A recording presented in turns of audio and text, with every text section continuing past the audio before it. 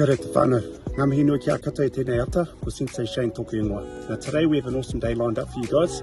We're out on the whenua today with the Kāhui o Taranaki iwi staff. We're going to be planting some harakeke. So come along with us whānau, check it out.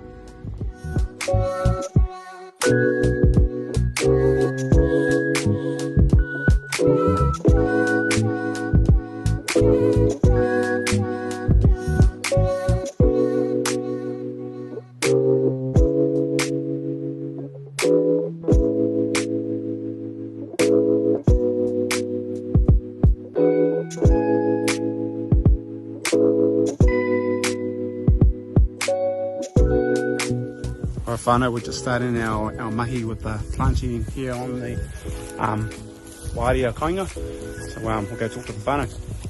Kia ora tātou, nei te wane ki WAREA pā tēnei rā, tēnei papakainga nuni ngā kunu o tātou. It's a good day whānau just to bring the team out, directly our tō our Jobs for Nature crew. Many of us are sort of office based at times, and it's quite technical work, but to get our feet on the whenua. Tōngai harakeke te mahi, we're planting harakeke today to make sure that we can look after this part of our coastline. Ki hei mauri o te wane.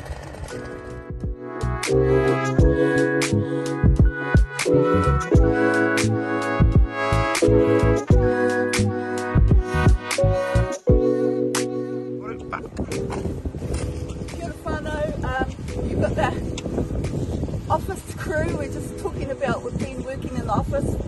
We're out supporting growing harakeke out here on our whenua in WAREA.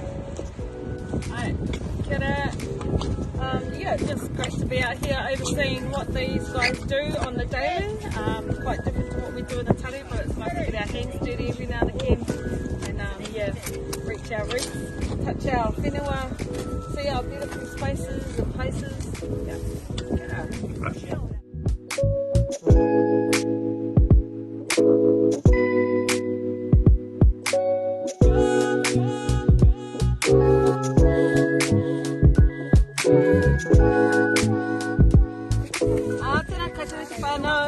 So we're out here on WAREA Papakainga, doing some replanting of the harakeke, as you can see.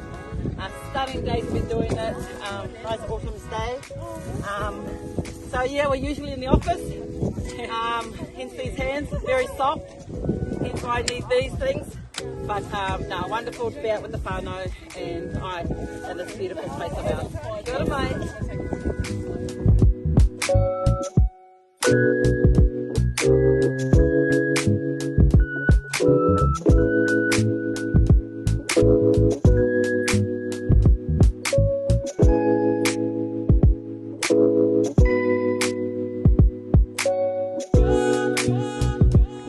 So we're on the hikoi whānau, we're just walking down the place where we've been planting harakeke down here at WAREA, and we're going to be scattering some of these karaka seeds around by the harakeke.